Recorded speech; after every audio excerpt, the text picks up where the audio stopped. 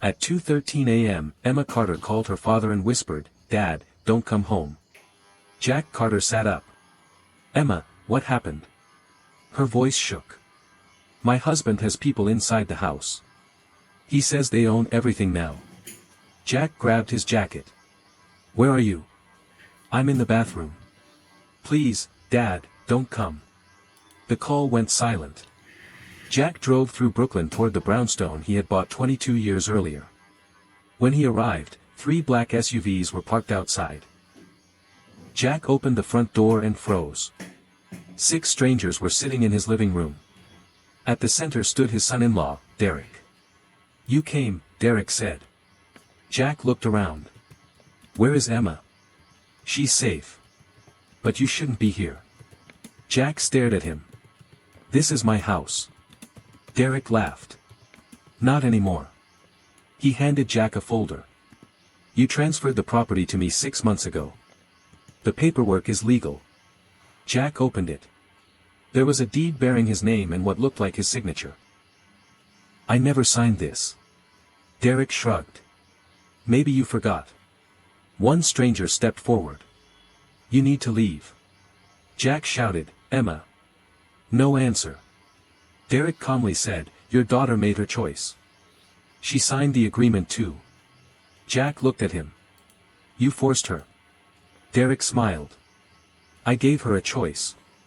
Stay with me or lose everything." Jack walked outside. He didn't argue. He stood on the sidewalk while Derek watched from the window. Derek thought the old man had nothing left. But he had made one mistake. He never checked the original property records. Jack drove straight to Manhattan and woke his attorney, Daniel Brooks. Jack placed the deed on Daniel's desk. "My son-in-law says he owns my house." Daniel studied it. Then his expression changed. "Jack, this document has a major problem." "What?" Daniel pointed at the property description. "The legal lot number is wrong. Your house is protected by a family trust. Can Derek sell it?" "Not legally." "Then why fake it?" Daniel opened another file containing bank statements and photographs. "Because the house isn't what he really wants." Jack's face hardened. "What does he want?" Daniel pushed a photograph across the desk. It showed Derek meeting a private developer outside a Manhattan hotel. Beside it was a contract for a multi-million-dollar real estate deal. Daniel said, "Your house gives him access to something much bigger." Jack looked at the final page. His daughter's name was there. "Emma signed this?" Daniel nodded. "If this deal closes in 7 days, she could lose more than her marriage." Jack stood. "Then we have 7 days." Daniel asked, "What are you going to do?" Jack picked up the fake deed and smiled. "I'm going to let Derek believe he stole my house." Jack spent the next 6 hours doing something Derek never expected, nothing. He didn't call the police or confront the strangers in his house. Instead, he sat in Daniel's Manhattan office and studied the suspicious property deal. "Tell me exactly what Derek is trying to buy," Jack said. Daniel pointed to the contract. "A Brooklyn redevelopment project. 12 townhouses and a commercial building. The developer needs proof that Derek controls the property you're standing on." Jack frowned. "Why my house?" Daniel turned another page. "Your brownstone is the final parcel needed for the project." Jack stared at the map. His home wasn't just a house. It was the missing piece of a deal worth nearly $18 million. "So Derek didn't want my house," Jack said quietly. "He wanted what my house unlocks." Daniel nodded. "Exactly." Jack looked at Emma's signature. "Why would she sign anything?" Daniel explained that Derek had shown Emma documents claiming Jack was drowning in debt and that the property would be seized unless she helped restructure the ownership. Emma had signed because she thought she was saving her father. Jack closed his eyes. "He used my daughter against me." Daniel opened another folder. Inside were photographs of Derek meeting a developer, a lender, and a notary. These meetings happened before Derek ever mentioned the supposed debt. Jack's expression hardened. "So the debt was a lie?" "Yes." Daniel showed him a bank transfer. Derek had already received a $500,000 advance from the developer. He needs my house within 7 days, Jack said. Daniel nodded.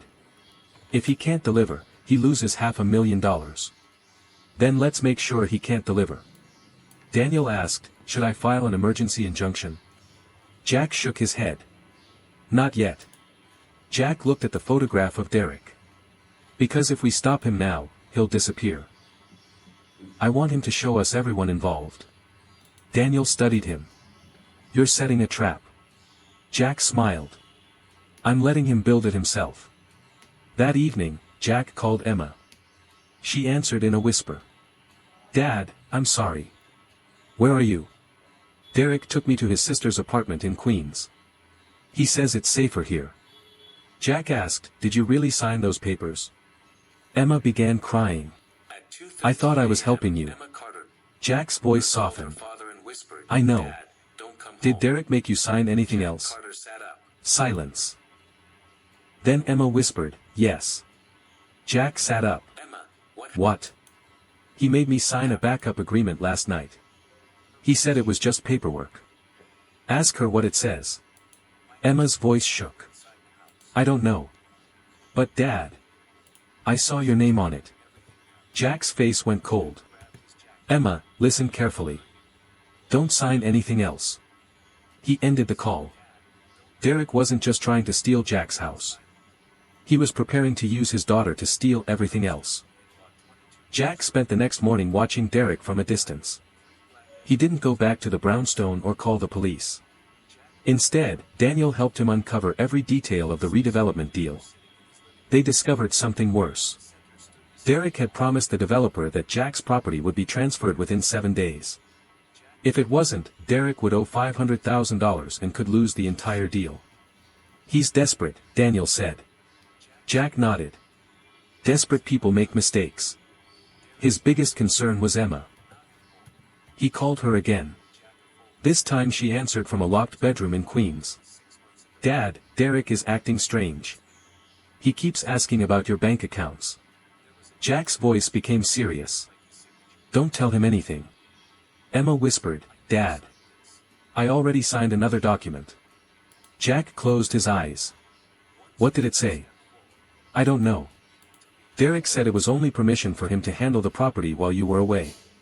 Emma secretly photographed the document and sent it. Daniel enlarged the first page. His expression changed. Jack, this isn't a property authorization. What is it? It's a limited power of attorney. Jack stared at the screen. Derek had convinced Emma to give him temporary authority to act on her behalf. Jack's anger rose, but Daniel stopped him. This is actually good. Jack looked at him. How? Daniel pointed to the signature section. Derek listed himself as the witness. Jack looked at the document again. The evidence was getting stronger. Then Daniel found another document connected to the developer. It listed the conditions required before the $18 million project could close. One condition required proof that every property owner had approved the transfer. Daniel pointed to the title company handling the transaction. If Derek convinces them the deed is valid, the developer could release the money before anyone notices the problem. Jack stood. Then that's where we go. 2 hours later, Jack and Daniel entered the Manhattan Title Company's office. The manager looked nervous when he saw Jack. Mr. Carter, we were expecting you. Jack asked, expecting me? The manager nodded. Derek told us you were unavailable and that he was authorized to speak for you. Jack slowly smiled. Then show me what he submitted. The manager opened a file. Inside was a second deed, different from the one Derek had shown Jack. This one contained something even more dangerous. Jack's signature beside a date from 6 months earlier, when Jack had been traveling overseas. Jack stared at it. That's not my signature. Jack looked at the manager. Who submitted this? The manager hesitated. Your son-in-law. Jack picked up the document. Daniel closed the folder carefully. And if he keeps going, he'll create even more evidence. Jack looked at the forged deed one last time. That's exactly what I want him to do. His voice was calm, but his eyes were cold. Let Derek believe he's winning. Jack waited for Derek's next move. By Friday morning, Derek had convinced the developer that everything was under control. He sent an email claiming that Jack had agreed to the transfer and that the final documents would arrive within 48 hours. Daniel obtained a copy. "He just lied in writing," he said. Jack smiled. "Then let him keep writing." That afternoon, Derek returned to the brownstone with the same men. Emma was secretly still inside. When Derek entered, he found her waiting in the kitchen. "Where is your father?" he demanded. "I don't know," Emma replied. Derek slammed a briefcase onto the table. "If your father doesn't cooperate, you lose everything too." Emma stared at him. "You said this was about helping Dad." Derek laughed. "That was before I realized how much money was involved." For the first time, Emma understood the truth. Derek had never been protecting her family. He had been using her. "What happens if Dad refuses?" she asked. Derek smiled coldly. "The developer takes the house, and you sign the remaining papers." Emma looked at the documents. One page listed Jack's financial accounts. While Derek turned away, she secretly photographed the page and sent it to Jack. Jack received the image in Daniel's Manhattan office. The list contained account numbers Emma had never seen before. Daniel studied them and smiled. "These aren't your real accounts." Jack nodded. "I gave Derek false information 6 months ago." Daniel looked at him. "You expected this?" "I hoped I was wrong." Jack had created a harmless decoy account so anyone trying to steal his money would reveal themselves. Derek had unknowingly included the fake information in his own plan. "Now we can track what he does next," Daniel said.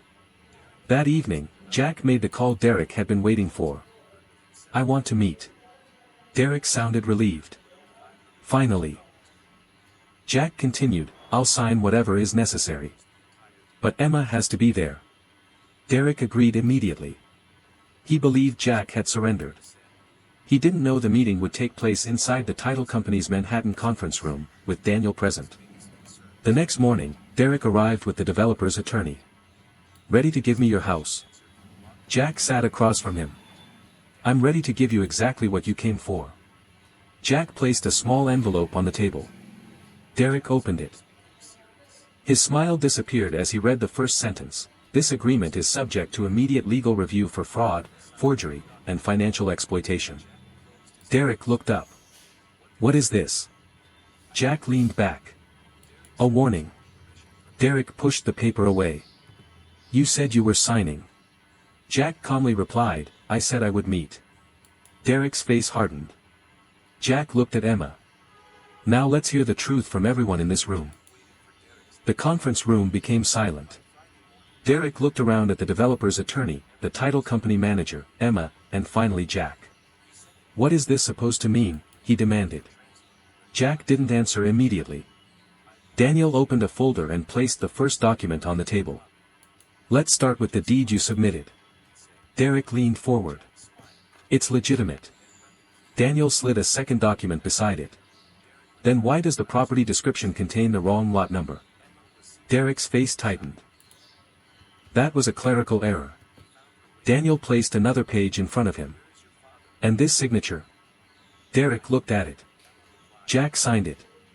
Jack calmly shook his head. "I was in London that week." Derek stared at him. "You can't prove that." Daniel pushed a travel record across the table. "We already did." The developer's attorney looked at Derek. "You told us the property transfer was complete." Derek's confidence began to disappear. "It was supposed to be." Emma suddenly spoke. "He told me my father was broke." Derek turned toward her. "Emma, don't." She continued, "He told me Dad was going to lose the house because of debt. He said if I signed the papers, I could save it." Derek slammed his hand on the table. "You don't understand what you signed." Emma looked at him. "Then explain why you made me sign documents giving you control over my property rights." Derek had no answer. Daniel opened another folder. "We also have copies of your messages to the developer." He read the relevant portions aloud, showing that Derek had promised the property would be transferred within 7 days. The developer's attorney looked furious. You told us the owner had approved this. Derek pointed at Jack. He was going to. Jack finally spoke. No, Derek. I was never going to. Derek's face turned red. Then why did you agree to meet? Jack leaned forward. Because I wanted you to say everything in front of witnesses. The title company manager suddenly stood. Mr. Carter, there's something else. He opened a second file. Derek submitted another authorization yesterday. Jack looked at the document. It contained information about one of his supposed bank accounts. Daniel smiled. That's the decoy account. Derek froze. Jack explained, that account doesn't contain any real money. I created it to find out who was trying to access my financial information. Derek looked at the developer's attorney. This isn't what you think. The attorney stepped away from him. We transferred you $500,000. Derek swallowed. I can return it. You'd better, the attorney replied. Jack stood and looked directly at Derek. You wanted my house because it was worth millions to someone else. You used my daughter to get it. You forged my signature. You lied to a title company. And you thought I was too old to notice. Derek's confidence was gone. Jack, please. We can work something out. Jack shook his head. You had your chance. Daniel closed the folder. Jack stopped at the door. Someone connected to my family. Daniel nodded and turned the phone toward him. The payment had come from an account belonging to Margaret's former investment trust. Jack's face went pale. That account was closed after Margaret died. Daniel shook his head. Apparently, it wasn't. Jack sat down. For years, he had believed Margaret's financial affairs were completely settled. Now money from her old trust had been used to pay Derek. Who has access? Jack asked. Daniel checked the records. Only 3 people were ever authorized. Jack looked at the names. His own name was there. Daniel's was there. The third name made Jack freeze. No, he whispered. It belonged to his older brother, Michael Carter, who had died 8 years earlier. Daniel looked confused. That shouldn't be possible. Jack stared at the screen. Unless someone has been using his identity. Before they could investigate further, Emma entered the room. Dad, what's wrong? Jack showed her the payment record. Emma looked at the name. Uncle Michael. Jack nodded. He died 8 years ago. Emma suddenly remembered something. Dad, Derek once told me Uncle Michael left him an investment account. Jack looked at her sharply. When did he say that? About 6 months ago. Daniel immediately understood. That's when Derek started planning this. Jack felt a chill. Derek had not acted alone. Someone had been feeding him information about Margaret's trust and Jack's finances. But who? Daniel contacted the bank that had managed Margaret's trust. Within an hour, they received a security report. Someone had accessed the account using credentials connected to Michael's old identity. The access had happened repeatedly over the past 2 years. Jack looked at Daniel. 2 years. Daniel nodded. This started long before the wedding. Jack's mind raced. Derek had only recently become involved, but someone else had been watching him for much longer. Then Daniel found the name of the device used to access the account. It was registered to an office in Manhattan. Jack recognized the address immediately. It belonged to Miller Holdings. Someone inside my company, he whispered. Daniel agreed. And they may be the person who taught Derek how to steal from you. Jack looked at Emma. Stay with Daniel. Dad, where are you going? Jack grabbed his coat. To find out who has been controlling this entire operation. He drove to the Midtown headquarters and entered through the private executive entrance. The security guard looked surprised. Mr. Carter, we weren't expecting you. Jack replied, neither was the person I'm here to see. He walked toward the executive floor. Behind a glass office door, someone was waiting. Jack stopped when he saw the person inside. It was the one executive he had trusted for more than 20 years. And when the man looked up, He smiled as if he had been expecting Jack all along. Jack stopped outside the executive office. Through the glass, he saw Victor Hale, Miller Holdings' chief financial officer. Victor had worked with Jack for more than 20 years. He had attended Margaret's funeral and stood beside Jack during the company's hardest years. Jack opened the door. "Victor." Victor smiled. "I was wondering when you'd come." Jack closed the door. "You knew I was coming." Victor leaned back. "I knew you'd eventually discover the trust account." Jack felt a cold wave run through him. "So it was you." Victor didn't deny it. "I gave Derek the information he needed." Jack stared at him. "Why?" Victor answered, "Because you were never going to let anyone take control. You kept everything locked away." Jack replied, "I trusted you." Victor's smile disappeared. "That was your mistake." Victor explained that he had discovered Margaret's old trust years earlier.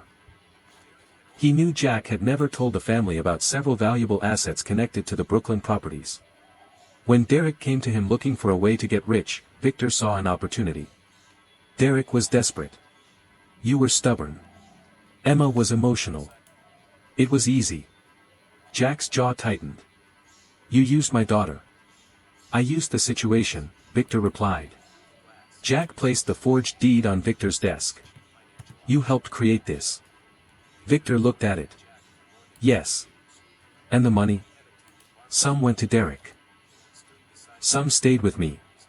Jack stared at him. "How much?" Victor smiled. "Enough." Jack asked, "What was the real plan?"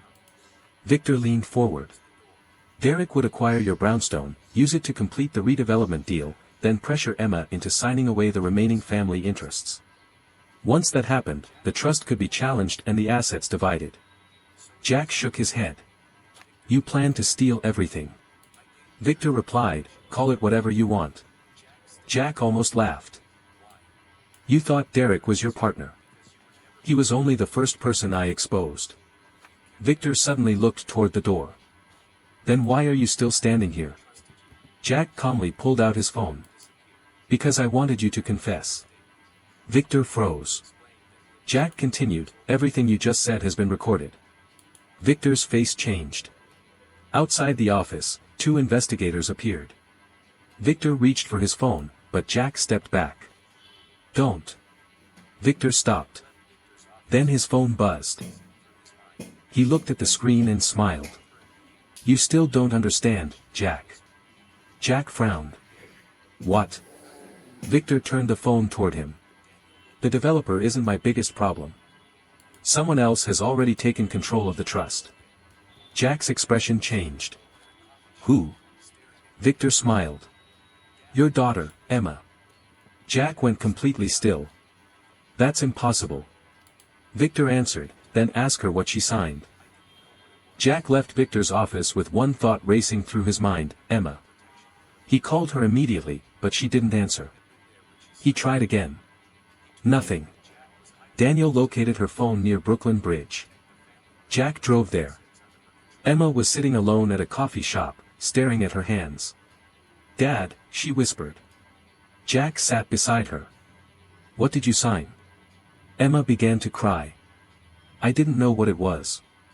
Derek told her the document was only temporary protection for the family. Victor had been there when she signed it. He told her that Jack was hiding millions of dollars and that the only way to protect the family was to place the assets under her control.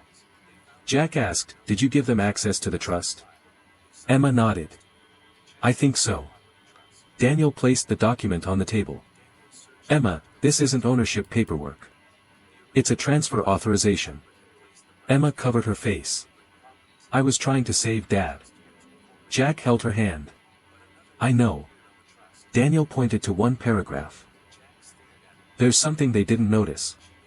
The authorization only became valid if Jack was legally declared incapable of managing his own affairs. That had never happened. Emma had signed something dangerous, but it wasn't enough to transfer Jack's assets." Daniel smiled. Victor thought he had control. "He doesn't." "Then why did he say Emma controlled the trust?" Daniel answered, "Because he wanted us to believe it." Victor was creating confusion while moving the real money somewhere else. Daniel checked the trust records again. A new transfer had been requested that morning. Jack's eyes narrowed. Where is it going? Daniel read the destination account and went silent. A private account in New Jersey. Jack stood. Whose? Daniel looked at him. Victor's. Jack didn't hesitate. Then let's go. Investigators secured the bank records before Victor could complete the transfer. But Victor had already anticipated them. When they reached his office, he was gone. His computer was wiped, and his apartment abandoned. On the table, however, was a single envelope addressed to Jack. Inside was a photograph of Margaret standing outside their old Brooklyn home. On the back, someone had written, "You should have asked what she knew." Jack stared at the photograph. Daniel turned it over. Look at the date. It was taken only 3 weeks before Margaret's death. Jack remembered that period. Margaret had suddenly become worried about their finances and insisted that he trust no one inside the company. He had assumed she was frightened by her illness. Now he realized she had been trying to warn him. Jack looked at Daniel. Find everything Margaret left behind. Daniel nodded. And if Victor is running? Jack looked toward the Brooklyn skyline. Then we make him come back. Jack spent the night at Daniel's Manhattan office going through Margaret's old records. By sunrise, they found a handwritten note hidden inside an investment file: "If something happens to me, check the Brooklyn Property Trust." Daniel searched the records immediately. The original agreement showed that Margaret had placed the brownstone and several neighboring properties into a protected family trust years before her death. But another name appeared on the trust: Victor Hale. Jack stared at it. She made Victor a trustee? Daniel nodded. Temporarily. He was never supposed to control the assets. Then Daniel found the missing piece. 6 months before Margaret died, she had removed Victor after discovering unauthorized withdrawals. Jack's face hardened. She knew. Daniel replied, and she was trying to protect you. Victor had kept copies of the old trust documents, which explained how he knew the properties. Derek had been his pawn. Jack looked at the documents. We're going to give him what he wants. Daniel frowned. The trust? No. A fake opportunity. They prepared a legal notice suggesting that Jack was willing to negotiate the Brooklyn properties. It was sent through an intermediary Victor trusted. Within hours, Victor contacted the intermediary. He wanted a private meeting in Manhattan. Jack agreed, but added one condition: Emma had to be there. That evening, they met in a conference room near Wall Street. Victor arrived confidently. You finally understand this is bigger than your house, he said. Jack replied, I understand exactly what it is. Victor placed a folder on the table. Sign these documents, and I can make this disappear. Emma looked at the papers. What happens to my father? Victor smiled. He keeps his dignity. You keep your family. Jack almost laughed. You still think you're in control. Victor leaned forward. I have the trust documents, the developer, and enough evidence to make your daughter believe you hid everything from her. Jack calmly opened his briefcase. Inside were Margaret's records, Victor's transfers, Derek's messages, and the recording. Victor's face changed. Jack said, You made one mistake. Victor swallowed. What mistake? You believed I was fighting for a house. Daniel entered with investigators. You're under investigation for fraud, conspiracy, and financial theft. Victor stood. You can't do this. Jack looked at him. You did it to yourself. Victor was taken away. Derek agreed to cooperate, and the developer withdrew. Emma's name was cleared, and the brownstone remained protected by the family trust. But Jack still had one final decision. He could keep the properties, sell them, or use them to create something Margaret had dreamed about before she died.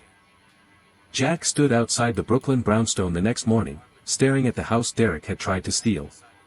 The forged deed was invalid, the $18 million redevelopment deal had collapsed, Derek was cooperating with investigators, and Victor was facing serious charges. Emma was finally safe.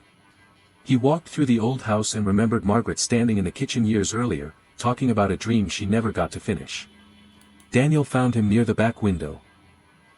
"The trust is secure," he said. "The properties are yours again."